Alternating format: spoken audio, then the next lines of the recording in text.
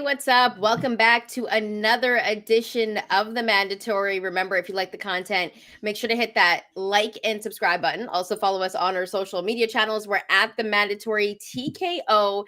And if you got a couple of minutes, you can also find us on the audio side. So, wherever you find your shows, podcasts, you can find us there as well. Give us a 5-star, leave a rate and review.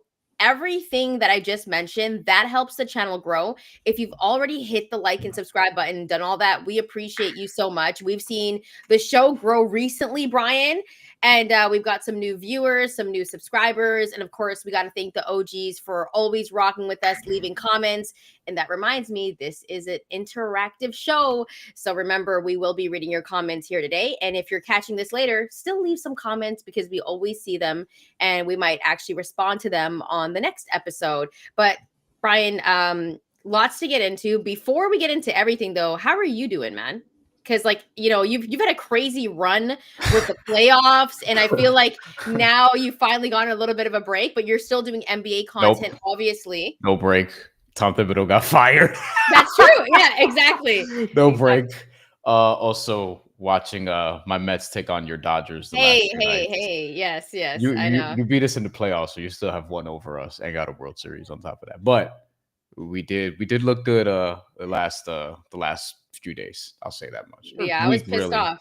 I've been sending Bryan voice notes of me like going off about the Dodgers and like the Mets. Like, fine, it's June. I think you're gonna win the division. I think we may see you again in the NLCS.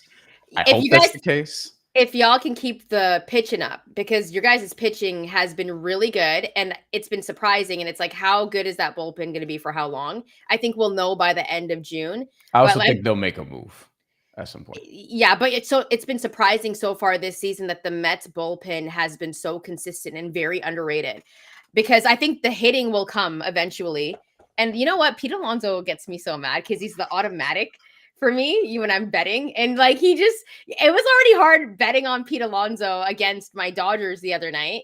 And it goes into extras. Pete Alonso has a chance to get that over half hits, and he lets me down, and so do the Dodgers. Tough day. Anyways, this is not a baseball show. Real quick, though, as we buy time for people to come in here and listen to us talk about some major news in boxing that we just got this morning, which I can't wait to react to.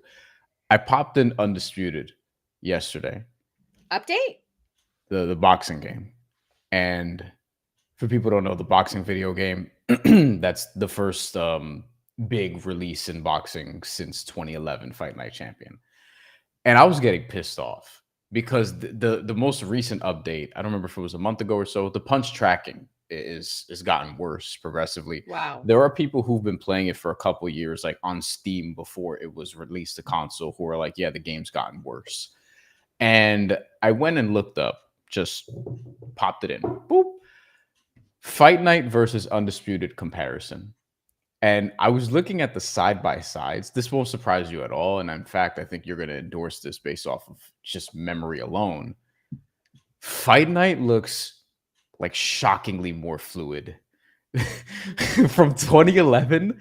And even when I look at, like, I was looking at Fight Night Round 3. Yeah. On like the Xbox and the PlayStation. That was with De La Hoya on the cover. And I'm like, bro, this looks so much better fluidity-wise and just like overall than Undisputed does. Even when you're playing, though, it's smoother. Yes. I remember Fight Night being smooth. I remember Fight Night Champion being smooth. Round 3 was smooth. I remember Oscar on the cover. I had to cop that, obviously. Yeah. But my favorite one was still the one with Roy Jones on the cover. That's the first one. Yeah, 2004. I still have it. I have the hard copy. I kept it because I'm old. So it's incredible. What I do want to, yeah, no, you know what? I don't trade in the ones that I like really, really love. Like any 2K with Kobe on the cover, I've always kept. 2K10. Yes, and then even the 2K21 that came out after. Of course, yeah. You know, you had to, and that was like during COVID time, and so anyways, Kobe may come up in our conversation, by the way. Okay. I'm interested in what you're going to say about that. However, I will say this, guys, lots to get into. We are going to be talking about Keyshawn Davis and Edwin De Los Santos because that is a fight that is going to be going down. I think there's a lot more to discuss on that than people may think because I think it's going to be a very interesting fight. We are also going to get into Teofimo Lopez, Devin Haney. And you know what? Keyshawn's been talking a little bit too to Teo. So we're going to get into all of that. But I think obviously we have to start off with the biggest news that came out this morning. Vasiliy Lomachenko announced his retirement from boxing. Bryan, I think we kind of saw this coming because Loma said he was going to take a break. And then we didn't hear anything from him for a while. So I'm not completely surprised, but this is a guy who not too long ago, some people were arguing was on the top of the pound for pound list. This is also a guy that has a very good resume. This is a guy who is going to be in the Hall of Fame, in my opinion. Lomachenko gets in. He had an amazing career. Your thoughts on his announcement? Before that, let's actually hear the announcement because I have it right here. Just in case people think people won't think it's BS, but and just sort of looking at this, Vasiliy Lomachenko decides after much deliberation, maybe, that he's going to hang him up. And hell of a career. Let's see what he had to say. This is courtesy of various people on Twitter are sharing it. So we'll just credit Ariel Hawani because that's where I'm taking the tweet from. Grateful for every victory and every defeat, both in the ring and in the life. I'm thankful that as my career comes to an end, I've gained clarity about. For people listening on audio, he's sitting in nature, basically. He's outside. There's like a whole bunch of shit around him. Presumably he's home, maybe in the Ukraine, maybe not. But yeah. About the direction a person must take in order to achieve true victory, not just in the ring, but in overcoming the old self. I might have reshot this, low key. Like the journalist in me is like, yo. I might have gone to a different location. When you got to shoot a stand up and it's like super noisy and it's like, bro, I might. But maybe he liked the noise from the animals cheering him on. The animals were like, "Yo, Loma's retiring? What?" They were like, "No way!" So I kind of dig it because it's peaceful. Like this whole vibe that Loma's in right now, you could tell he's at peace with his decision. So super zen. Although I will point out, he does look like he's in shape. But in overcoming the old self, only then can one receive their true reward. And of course, I wouldn't be remiss not to thank you, my dear boxing fans around the world. You have always supported me with passion and lived through unforgettable fights alongside me for over a decade. I hope you continue to love and respect this sport, just a passionality, because the men who step in a ring risk their health for the sake of their families. Peace to all. May the Lord bless his people. Definitely reading. Yeah. Nonetheless, I mean, to answer your question, he's one of the best I've ever seen. I tweeted out that he has maybe the best footwork I've ever seen in sports. So this is where Kobe comes up because I think about like, who are the athletes who have like amazing footwork that I've seen in sports? And Lomachenko's up there. I don't know. That's why you wanted to mention Kobe. Yeah, exactly. Okay, I get it. Okay, now I get it. So I'm like he's in an interesting class where it's like we throw around one of one too much, but it feels like he actually was and is. He was pound for pound in the top 10 for almost a decade straight. Like even after losses, none of which were like blowouts. The Teofimo Lopez one, I think, is the only loss where it's like clear, but it was still like not a 10-2 wipeout or anything like that. 396-1 as an amateur might be the most impressive thing on his resume, which is ridiculous. And he has, again, some of the best footwork I've ever seen in the sport. Like, I'm gonna miss watching him. ESPN, also HBO, I loved watching him on HBO. A lot of my favorite performances from Lomachenko, and we'll pull up his box rec just to like sort of relive it. But a lot of what he did that was my favorite was on HBO for sure, because that was when we got like the peak version of him, who was pound for pound number one, basically since or right after Floyd Mayweather probably left the sport for a period of time. For me, I think Lomachenko is, I mean, I don't even have to think about it. He's one of my favorite fighters of all time. And I think he was extremely entertaining. The footwork is ridiculous. The way that Lomachenko moved around the ring, it was flawless, Brian. And it was smooth. Like when you talk about his footwork, and we're going to talk, Kobe had great footwork as well, but Loma in boxing, I 100% agree with you. I think when I take a look at Loma's record, and here's the thing, I believe that Teofimo Lopez beat him convincingly, but I think there would be a lot of people that might disagree with me in that. I think there's a lot of people that may disagree that Devin Haney won that fight against Lomachenko. And here's the thing, he's been in so many great fights. Like I'm taking a look at his resume, and there's classic fights when he fought Jorge Linares, when he fought Jose Pedraza, right? When he fought Luke Campbell. And here's where things get a little bit dicey, right? Because he loses against Teofimo Lopez. He wins against Masayoshi Nakatani, Richard Comey, Jermaine Ortiz. But then it's like the young and upcoming fighters that were coming. Teo was one of them. Devin Haney was one of them.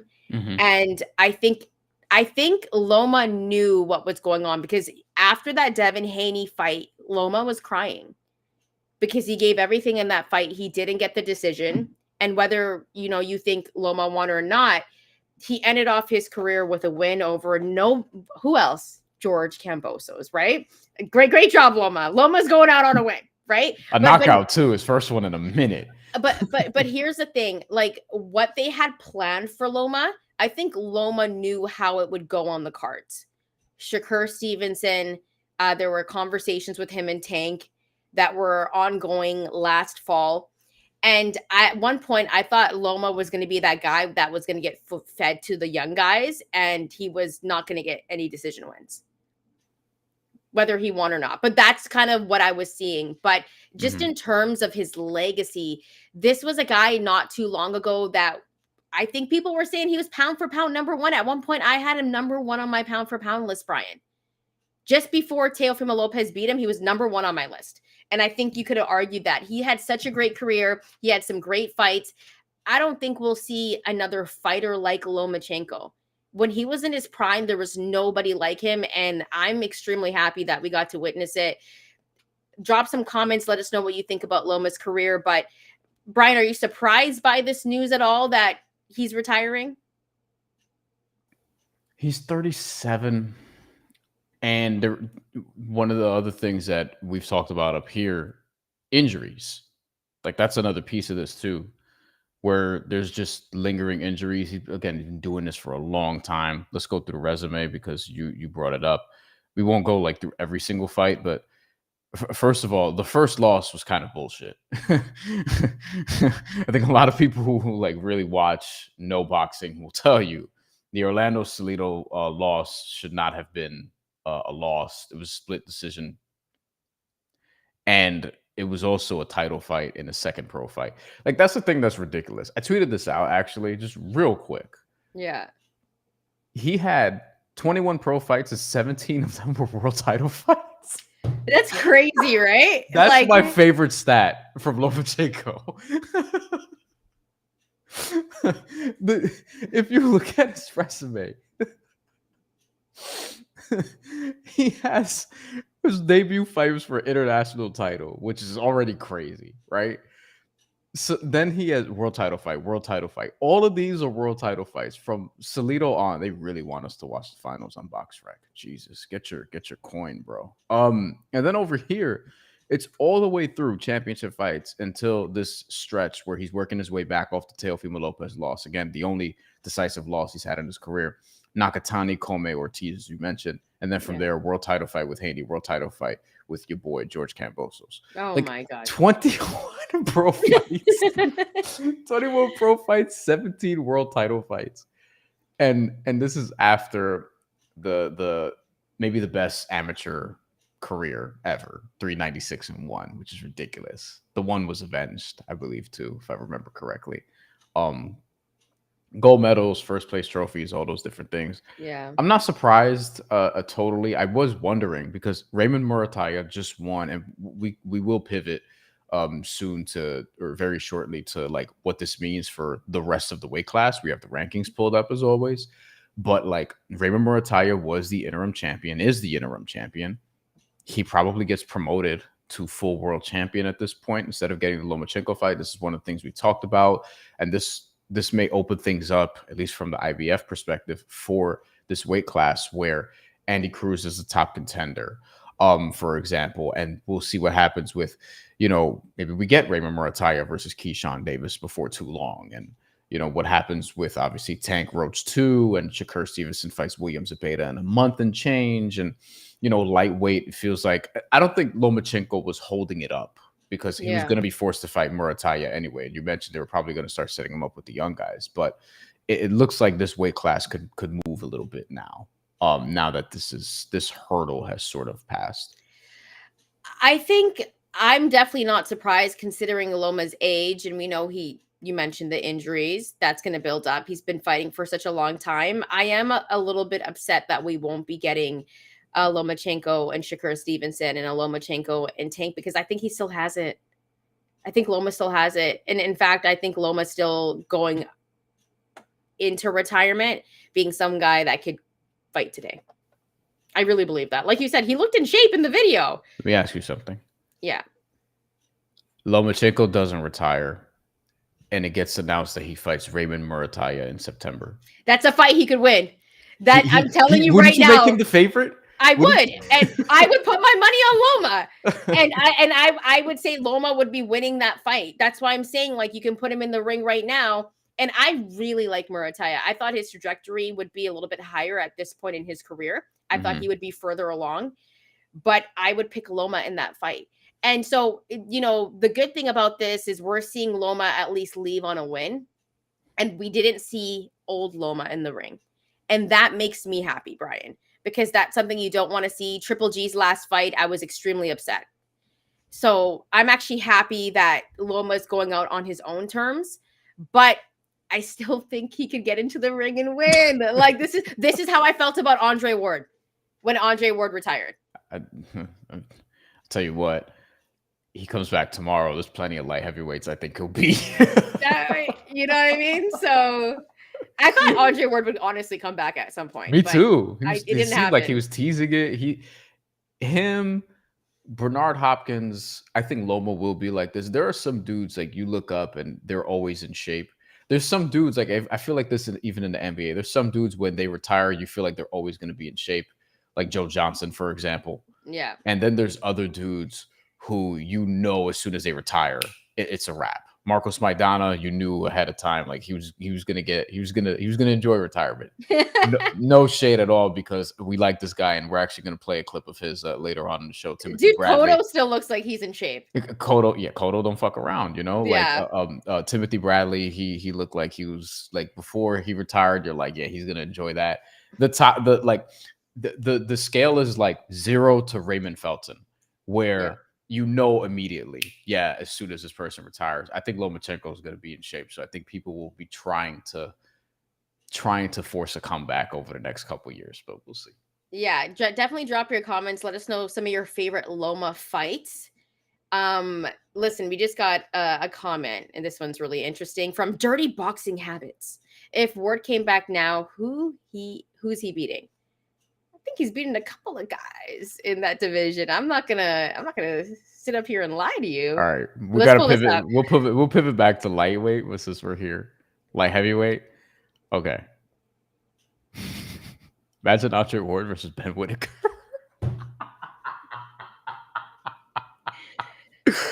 Oh my god, that'd be ridiculous. I mean, look. Am I gonna take Anthony Yard, all due respect, versus Andre Ward? If Andre Ward were to come back right now? It's hard to say because we haven't seen Andre Ward in a very long time. I guarantee you he still trains. Like, I wouldn't doubt it. But I mean, it's not to be disrespectful, right? But I think Andre Ward, we saw him leave on his terms as well. And I think he still could have been fighting. I know there were a lot of conversations on, why he didn't fight Canelo. He retired young. He's 41 right now, and he's an all-time great. Like, yeah. This is the same. Look, people have undefeated. Right. Rightfully. People have this conversation with Floyd Mayweather too. And honestly, at the state of the welterweight division, there's some dudes. Now, Manny Pacquiao doesn't fall into this category because he didn't win his last fight, and he lost several times. And honestly, he shouldn't beat Mario Barrios. But I think Andre Ward, there are some dudes he could beat at light heavyweight right now. Okay. I think we got to move on from this topic, Brian. Lightweight. Lomachenko's out. Raymond Muay is champion. Or I don't know if he's officially good, but he's gonna be the Loma champion here. So BoxRec is already on top. Whoa, BoxRec, like on top of this. Boxing scene's already on top of that. Love it. No number 1, no number 2, which is true. Andy Cruz is like, he has the best position right now for the They're gonna push Andy Cruz like crazy now, and I can't wait to see it because I think Andy Cruz is gonna be a problem. I'm very big on Andy Cruz, and I would love to see Andy Cruz and Shakur Stevenson actually. And look, he's number 1. You would? I would like to see it because I'm a nerd, and me too. But I think yeah. I don't think anyone else might be excited for that fight. I'll tell you. Can I be honest with you? Wait, can I be honest with you? Yeah. When you were listing the fights that were coming up in the light heavyweight, the lightweight division, right? You were listing the fights, and the one that I was least excited about was Shakur Stevenson and Zapata. When you mentioned it, I was like, I think I could care less because I'm like that with this fight this weekend. Yeah, but I think it's for some reason I keep thinking Keyshawn is so young, but it's just they pushed him at the right time and they're pushing him perfectly. But I think this is a good test for Keyshawn. And are we going to see a fight with him and Shakur Stevenson one day? That'd be a great fight. Raheem Palmer from The Ringer tells me he doesn't think so because they're like close.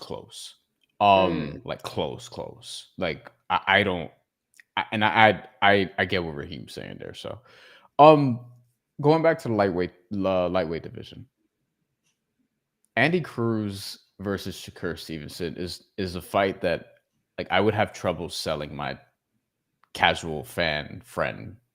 Yeah. Boxing friends, whatever, boxing fans. I just fucked that up. But you know what I'm saying? Like my homies who are casuals, I'm going to have a hard time selling them on that fight. You have Mark Magsayo, number 4 in the IBF rankings, which is pretty interesting. Lucas Body, we'll see where he's going to be at. Ooh, the Canadian, yes. Sam Noakes, Lucas Body, who had that crazy knockout over Ashton Silva, who's no longer here. This is the guy for a lot of people. They're excited about. Let me move him up. Abdullah Mason. Yes. He will be in action this week. I legitimately think there are people who are more excited about the next 3 years, call it, of Abdullah Mason than maybe the next 3 years of anybody at lightweight. And I think there are other than Keyshawn. No, I think including Keyshawn. I think there are people who think Abdullah Mason is going to eventually beat Keyshawn, which I don't know if I'm there. They're really close too, if I'm not mistaken. They're tight too, if I'm not mistaken. Yeah, I mean, Abdullah Mason's going to get a title shot at some point, although he's top ranked, so I'm highlighting him in the wrong governing body. It looks like he's the WBO. There we go. He's number 2. He's coming, y'all. If I'm top rank, I see money in Keyshawn Davis versus Abdullah Mason, but I don't do it yet. I think that's... You got to build that. Build that. Like late 2026, something like that. Abdullah Mason just started fighting 10 rounders. You know, like you can't fast track him at this point in that way. Clearly, he looks like he's going to be awesome. He also got dropped twice in a fight, came up and still came back and still won, which I think says a lot about somebody. Going back to Lomachenko, one of my favorite performances from him was against Jorge Linares because he got dropped in that fight, got up and finished that fight. Abdullah Mason's going to be fighting Jeremiah Nakathila this weekend. And this is a mutual opponent with Raymond Murataya who got him out of there in 2 rounds, but also somebody with credentials. So really quickly, Brian, I think we might as well just talk about Keyshawn Davis right now because we're on this topic. Right. He's going to be fighting Edwin De Los Santos. Now, this is an Edwin De Los Santos that we've seen in the ring before. We know that there is a little bit of pop. He does have power, but how do you see this one going? Are you excited for this fight? I think it's a good test for Keyshawn Davis because Edwin De Los Santos he's not a layup. This is going to be a good test for him. I'm not excited for this fight at all. Okay. I gotta be honest. So who do you have? How do you have this one going? The reason why I'm not excited for this fight at all is because Edwin De Los Santos, who I like, should not be fighting for a title. So Edwin De Los Santos, the last time we saw him was November 2023 in the most boring fight of the year against Shakur Stevenson, where he had a historically low, like record-breaking, all-time awful output. Yeah. Like, I don't think we need to pull up the punch stats again, but like that's the last time we saw him, and I don't like, one of my pet peeves is that his fault though, or is that Shakur's? One of my pet peeves in the sport, just on principle, is getting a title shot after losing in a title shot. Like, this isn't somebody who is a former champion. Lomachenko loses a fight and it's close, like Devin Haney, for example, gets a title shot right after because the IBF have him highly ranked in that fight with George Kambosos, and that one is like a little bit more like, oh, okay, Lomachenko has the credentials. He was very close against Devin Haney. A lot of people think he won that fight. That makes a little bit more sense to me. It's like, why is Edwin De Los Santos in this position where a year and a half after one of the worst fights we've seen, he's getting a title shot in a fight where the guy who's favored to beat him is minus nearly 1,000 in Keyshawn Davis? We have the odds up here. Edwin De Los Santos is plus 540. I think this is generous. I think Keyshawn Davis is going to beat the shit out of him. I think Keyshawn Davis wins by stoppage or knockout. But here's the thing, like, I'm not really tripping on him fighting Edwin De Los Santos because this happens in boxing often. Like, we see it happen all the time, right? And so that long of a layoff, though? Brian, it happens. Like, the weirdest people get title shots. And you're just like, what's going on here? And it just comes down to the matchmaking. It comes down to they want to continue. And I'm not saying, like, this is a fight that's set to be a layup for Keyshawn Davis because, like I said, I still believe Edwin De Los Santos is a good fighter. And he's not going to... I agree with that. He's a tough fighter, dude. And he got some pop. As for the Shakur Stevenson fight, I think some of that's on Shakur, not totally on Edwin De Los Santos. Here's the thing I will say, though. They are pushing Keyshawn for a very good reason. Keyshawn Davis is an absolute superstar. We talk about the next faces of boxing. Keyshawn Davis is that guy. Like, he has it all. He has all of the attributes to be the face of boxing. And they're going to put him in situations to continue to show out and entertain viewers. That's what this fight is for, Brian. It's to entertain the viewers and to also put Keyshawn Davis on a pedestal to be known as that guy. And they're going to continue to build him. This is the perfect fight for him because it's not an easy fight. They're going to market this and as a tough fight because it is. Like, Edwin De Los Santos is not a layup, y'all. He is a tough fighter, and I think he's going to give us a little bit more action than he did in that Shakur Stevenson fight. I think this is going to be a way more entertaining fight than the Shakur Stevenson fight. I don't think this is going to be one that's going to put us to sleep. So I think when you think about the marketing aspect of this is why this fight is being set up for Keyshawn Davis. But nonetheless, after the fight, we're going to be talking about what's next for Keyshawn Davis. But he has all the attributes of a superstar. Like, we're going to see that on the screen when we see this fight. He's ranked number 14th by the WBO. And to give people context, when Tyson Fury fought Derek Chisora a couple years ago, Derek Chisora was like ranked number 13 or 14 by the WBC for the heavyweight championship. And I'm looking at the rankings now. There are a few guys, at least, that I'd rather see Keyshawn Davis fight for the title in his first title defense. And it's a hometown title defense. I get it, blah, blah, blah, blah. there are a bunch of people I'd rather see Keyshawn Davis fight if we're just looking at names on this list. Abdullah Mason is actually fighting. We mentioned Nakathila earlier. The guy Abdullah Mason's fighting is ranked higher than the guy Keyshawn Davis is fighting. How does that make sense? Is boxing. That's the answer. Stupid ass sport that we love. Andy Cruz is obvious. Shit, Alan Chavez, that wouldn't be bad. Baranchek, who he already beat, is still number 6. Gabriel Flores, what do you think about that? Gabriel Flores is interesting. Yadier Herrera, who he might be a nut job, but that dude, I want to see him in a big fight. We haven't yet. I don't know if we will anytime soon. I'd rather see Yadier Herrera right now. I think Edwin De Los Santos coming off a 1.5 year layoff, health issues, like this is a lot. And I think he's going to lose. He hasn't been stopped in his career yet, to his credit. So, but I think he will in this fight, or at least there's a strong possibility he might. Let's actually look at the odds again. I think the reason why he's also fighting Edwin De Los Santos, though, is that like, not to be disrespectful here, but if Keyshawn Davis beats Edwin De Los Santos, then they're going to make the comparison. Will Shakur Stevenson beat Edwin De Los Santos? Now let's have them fight each other. I don't see that happening yet, but I mean, look, it's a possibility, right? When we're going to be taking a look at resumes and whatnot, I think the next fight that everyone really wants to see is Shakur and Tank. But if we're setting it up and we're going by resumes, then you're looking at Shakur's resume and you're like, okay, he beat Edwin De Los Santos. Okay, Keyshawn Davis beat Edwin De Los Santos. Like, when they're doing matchmaking and they're building fights, this is one of the things that they definitely look at. That's my only thing where I'm like, okay, I could kind of see it. Also, Edwin De Los Santos is on Shakur Stevenson's resume. So when people look at Keyshawn Davis's resume, they're going to be like, okay, they both fought that guy, right? So that's another reason why they're kind of approaching this as the way that they are. Keyshawn Davis is plus 170 to win by stoppage, minus 130 to win by points. If Edwin De Los Santos wasn't off of such a long layoff, I would take Keyshawn on points. There's non-zero chance that I bet Keyshawn Davis by knockout here. Late stoppage though. Let's actually go group round betting. You and I love group round betting. That's where you make your money. Keyshawn Davis 10 through 12 plus 850, 7 through 9 plus 600. What about 7 through 12? What about 7 through 12? That's the one that I want to see. That's me too. Here we go.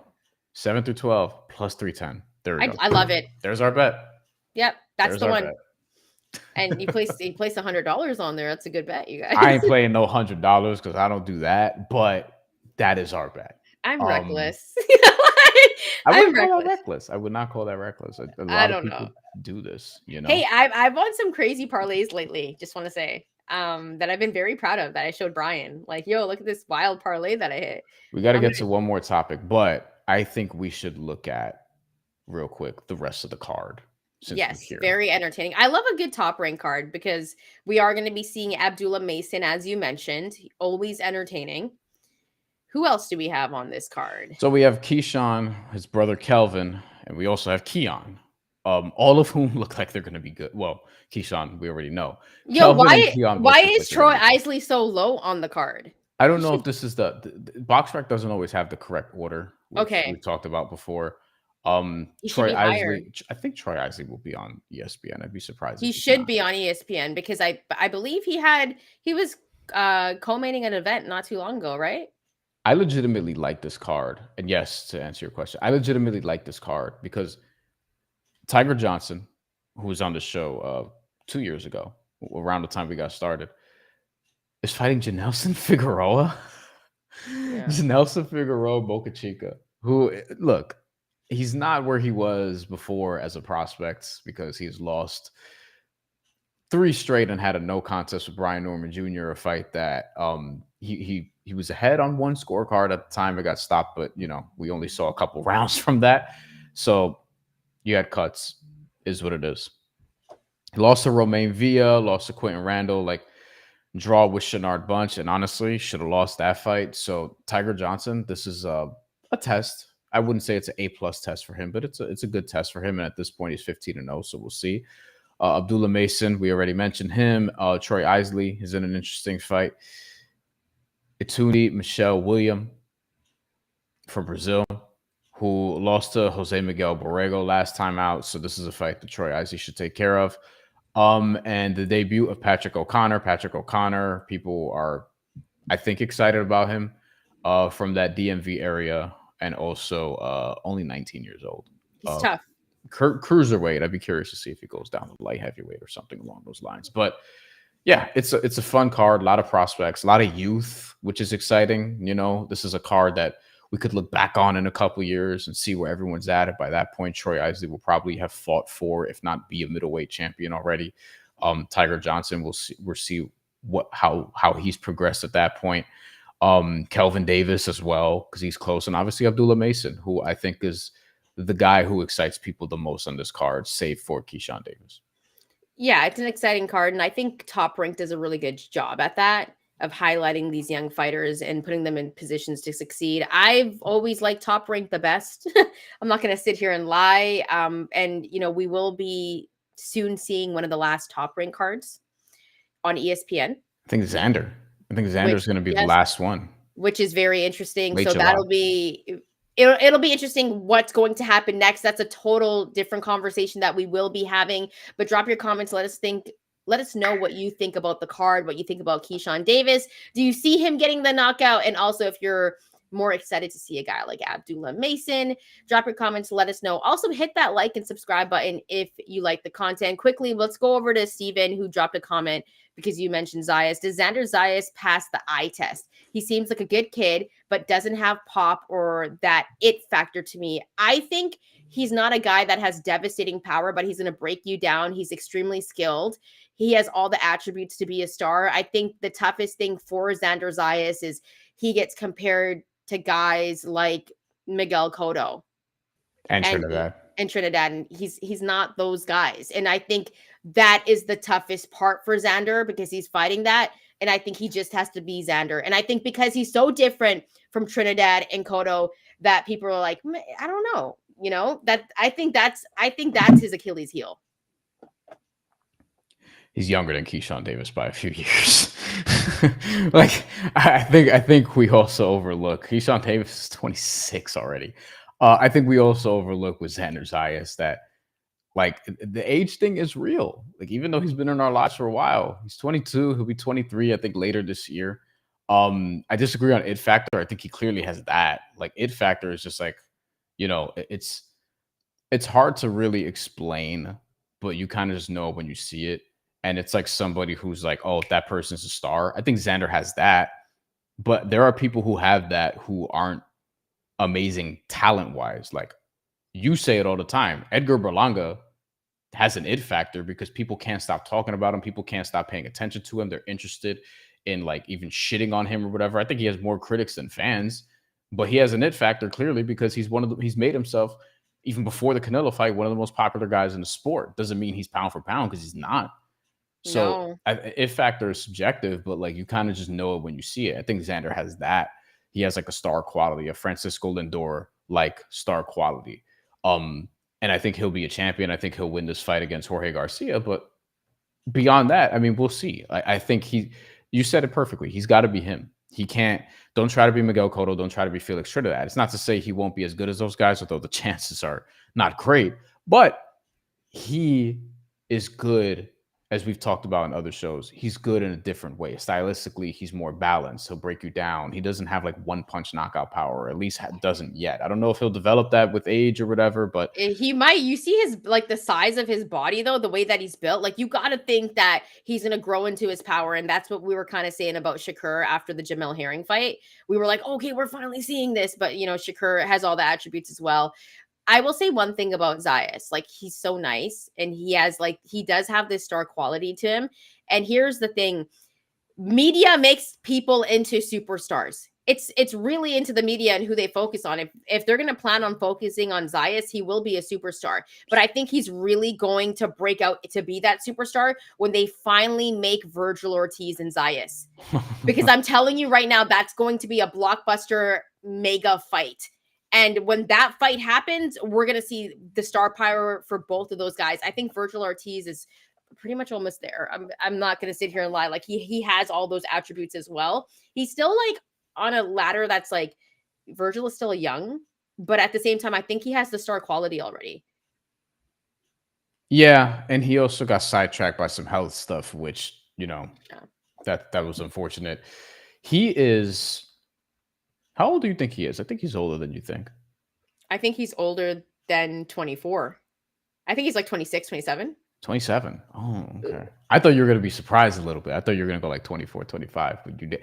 Him and Keyshawn Davis, like they're kind of in their prime now, or getting to that point now. So we'll see. And Xander Zayas is 22. He'll be 23 later this year. Now I will say this, because he debuted so early, you hope he doesn't peak early, but we'll get to that another time. We have plenty. We talk about Xander like every episode now, and I don't even force the conversation as a Puerto Rican on the show. Like I don't. No, exactly. He's just such a lightning rod right now. Let's get to Devin Haney, Teofimo Lopez real quick.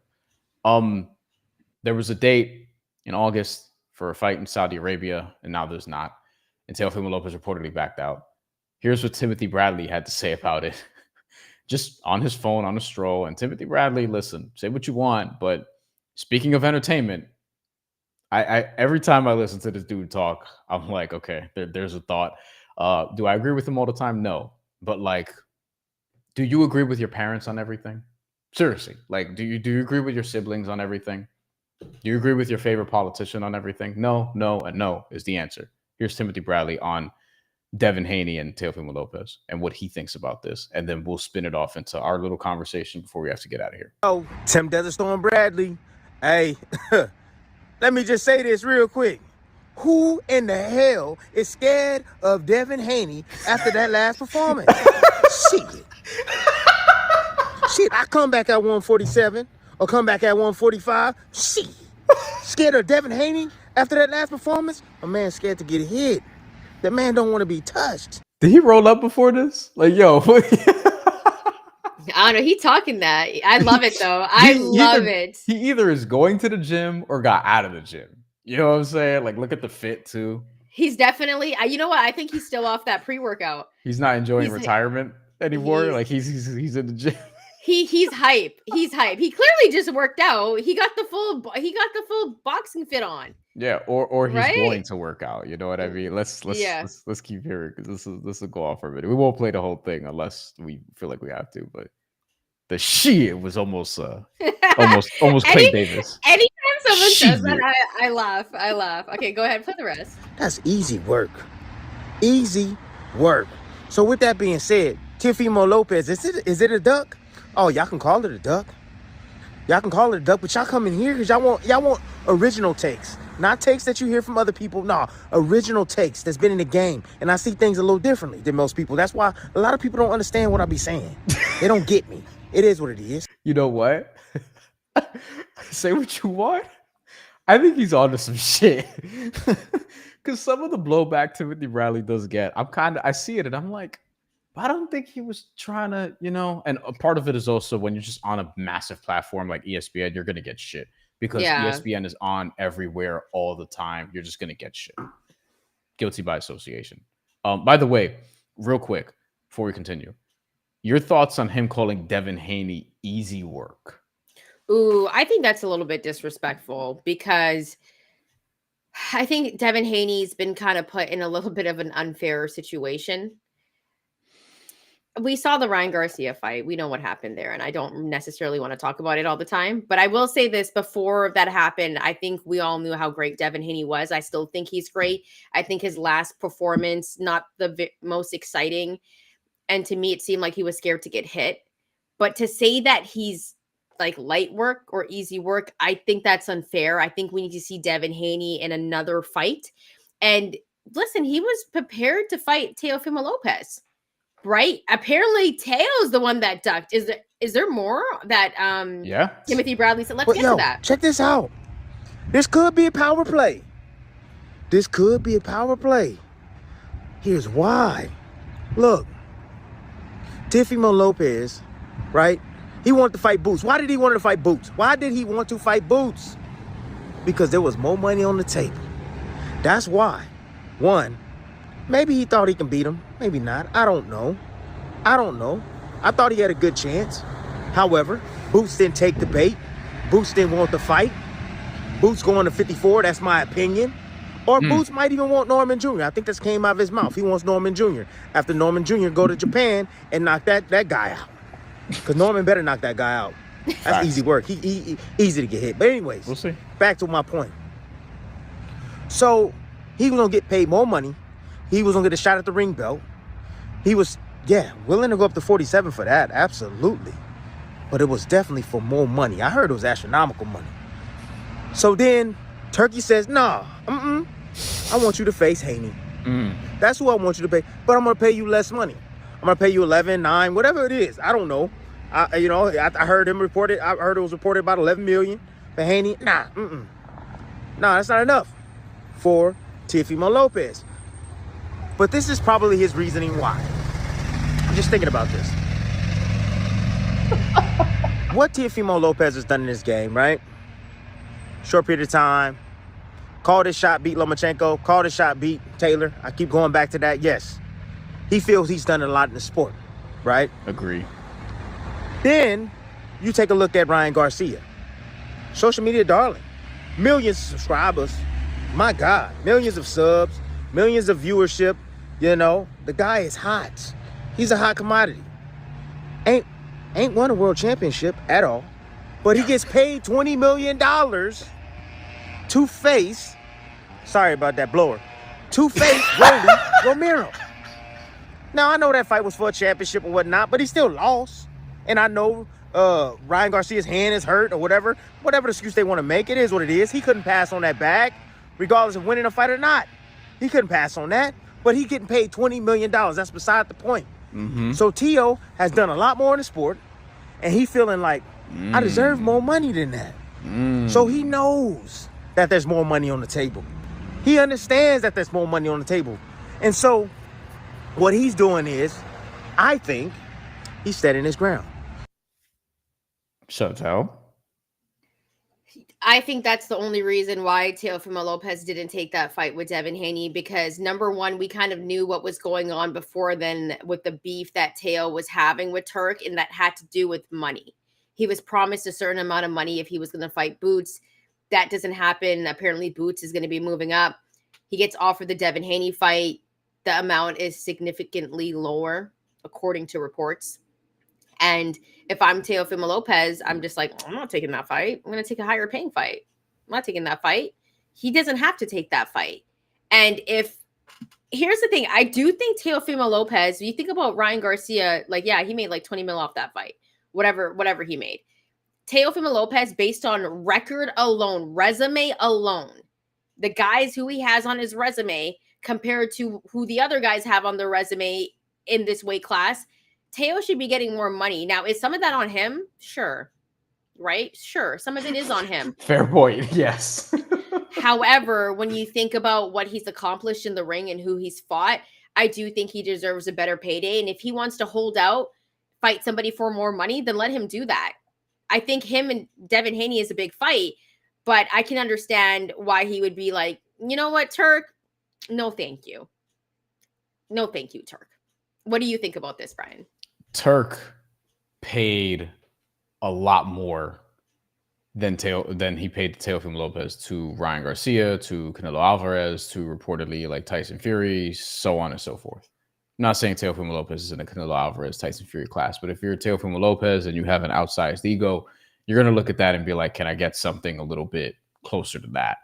And the Ryan Garcia point that Timothy Bradley brought up is a good one, because Ryan Garcia at most won an interim title. That's it. Teofimo Lopez beat dude who we started the show with, Vasiliy Lomachenko. The only person to beat Vasiliy Lomachenko convincingly, clearly. Devin Haney won. We both thought Devin Haney won very narrowly, but there are a lot of arguments on the other side for a draw and what have you. It's a disputed win, even though it was a win. And the Salido one has even more debate, pushback, and what have you. So I think when we look at Teofimo Lopez, like this is the danger, one of the many dangers we've been warning people about. This is the danger of overpaying for some of these fights and some of these cards, Turk, because now you want to make these other fights, and people know they can get money out of you, so they're going to try to keep getting money out of you. This is why Canelo Alvarez held out, did the Jake Paul, tease that, did that, and then he got all the money he wanted from Turk at the end of the day. Turk got played in that deal. Teofimo Lopez is not going about it the right way, but he's trying to do the same thing because he feels emboldened and feels like he can. And this is where the money eventually will dry up at some point. Because it's like, if you're going to overpay for these fights that turn out to be lackluster, because whether you think it's guys not taking risk or whether you think it's, just being overpaid to give subpar performances, whatever it is, but guys are going to see this. And when people, just human nature, when they know they can get a lot of money from somebody, like, they're going to take it. You give human beings an inch and they will try to take a mile every single time, or most times.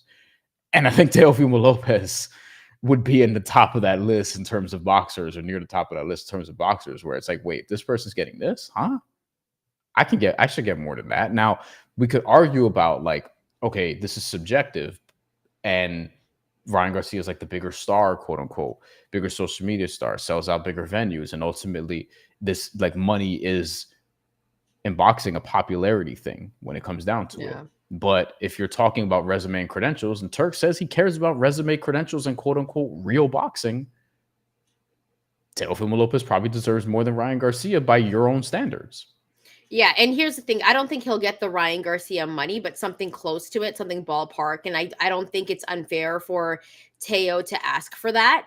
I also think that Turk is in a position now where, we've seen a little bit of back and forth between him and boxers, and this is going to continue to happen.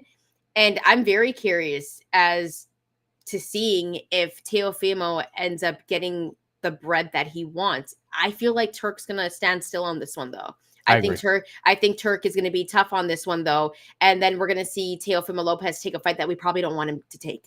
But that's what happens in boxing.